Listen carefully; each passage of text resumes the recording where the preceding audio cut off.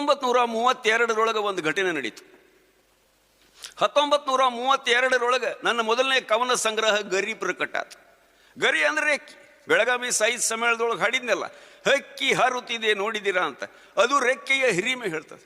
ಅದ ಕವನ ಸಂಗ್ರಹದೊಳಗನ ನರಬಲಿ ಅನ್ನುವಂಥ ಒಂದು ಕವನ ಬರ್ತದೆ. ಆ ಕವನನ ಬ್ರಿಟಿಷ್ ಸರ್ಕಾರದವ್ರು ಕೇಳಿ ಒಂದು ದಿವಸ 4 ಮಂದಿ ಪೊಲೀಸರು ನನ್ನ ಮನೆಗೆ ಕಳಿಸಿದ್ರು.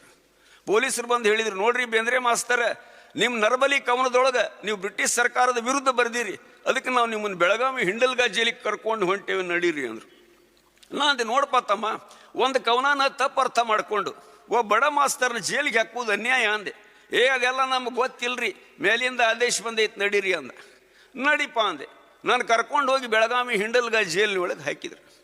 ನಾ ಅಲ್ಲಿಯೂ ಮಾಸ್ತರ್ಕಿ ನೌಕರಿನ ಮಾಡಿದೆ. ಎಲ್ಲ ಕೈದಿಗಳನ್ನು ಒಂದು ಕಡೆ ಕೂಡಿಸಿದೆ, ಅವರಿಗೆ ಓದಲಿಕ್ಕೆ ಬರೀಲಿಕ್ಕೆ ಕಲಿಸಿದೆ. ಕವನ ಬರದೆ ಕವನ ಹಾಡಿಸಿದೆ, ನಾಟಕ ಬರದೆ ನಾಟಕ ಮಾಡಿಸಿದೆ. ಒಬ್ಬ ಕವಿಗೆ ಮನಿನೂ ಅಷ್ಟೆ, ಸಾಲಿನೂ ಅಷ್ಟೆ, ಜೇಲು ಅಷ್ಟೆ.